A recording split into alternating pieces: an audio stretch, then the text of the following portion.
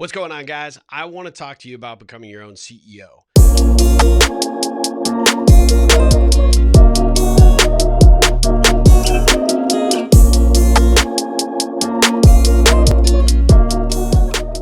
That is something that a lot of people are looking at right now, is running their own venture, becoming their own boss. And I know there's this allure to it, right? Because you see people out on TikTok and Twitter and the different social networks that are out there, and they seem to be killing it. You pick up any copy of Entrepreneur Magazine, Success Magazine, Inc. Magazine, you see people that are just killing it. They're balling it. And you want some of that. And you want to become your own CEO. But what's holding you back? A lot of times when people approach me and they say, hey, Steve, I want to be my own boss. I want to run my own company. I want to be the CEO. I have to ask them, what's the motivation there? I can tell you what my motivation was. One, I'm not employable. In all honesty, I recognized early on in my youth that I like to be in control. I like to be part of the decision-making process. I like to be responsible for the outcome.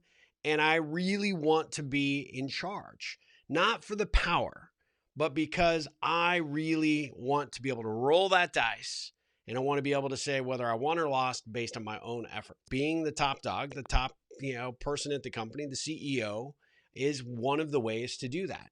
Now, it's very scary and it's very lonely at the top when you get here, because at the end of the day, there's not a lot of people around you when you're CEO, right? You're expected to have all the answers. You are expected to be the genius behind the business. A lot of times people talk about wanting to be CEO, but they love the allure of running their own business. They love the thought of being able to cash those big checks or be the highest paid person. They don't stop to recognize how much time, energy, and effort it takes to be a good CEO. Ultimately, if you're going to be a CEO of a company, of any company, you have to be committed to the cause, the mission, and whatever product or service that your company is going to offer.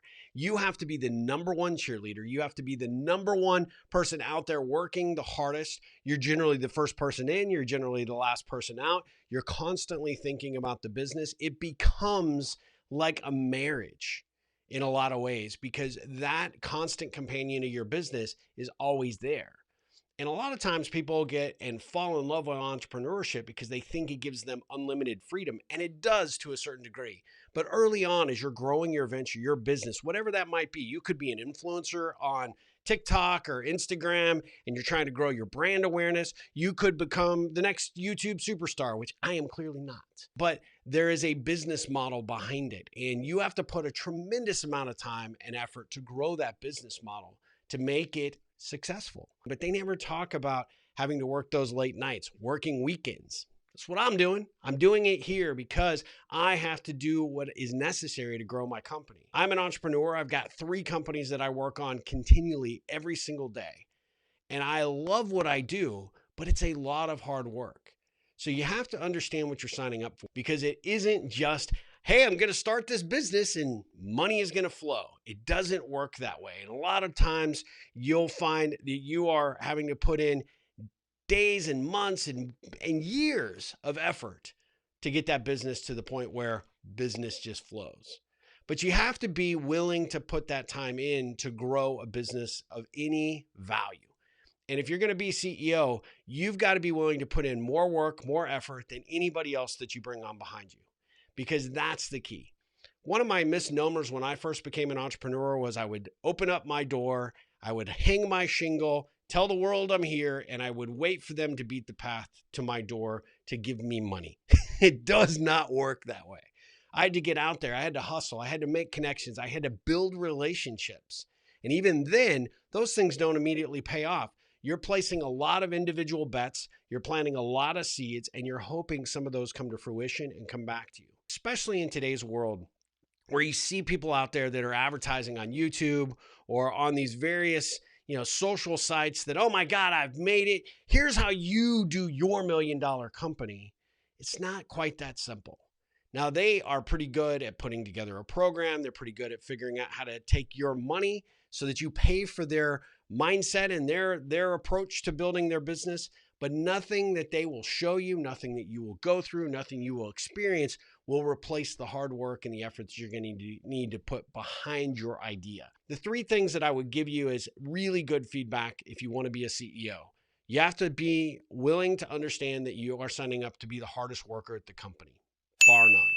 That's number one. Number two, you have to be passionate about what you're doing. So don't just go into any business model, any business idea and think, oh my God, this is great, because you are married to that. And so you have to show up every single day excited, enthusiastic, because everybody around you is looking for you to be that. So if the idea, the concept, the product, the service doesn't get you excited and, get you ready to jump out of bed every morning to get to the office to get going, then you probably need to keep looking for the next great business idea. And really, number three, and this is a big one, you have to recognize and understand that you have to be patient. To be patient requires that you know that the business is not going to just take off like a rocket. If it does, my God, God bless you. I think that's fantastic. I want a little bit of whatever you're smoking, right? But at the end of the day, most businesses don't just take off like that. It takes a lot of effort to get them going. But once that engine starts to fire, once it starts to move on down the road, that's when the exciting things start to happen.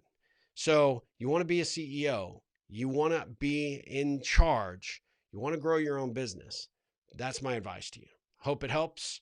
I would love to hear your comments. I would love to hear your thoughts. If you have any specific questions, feel free to reach out to me. Drop a comment in the link below, and I will get back with you.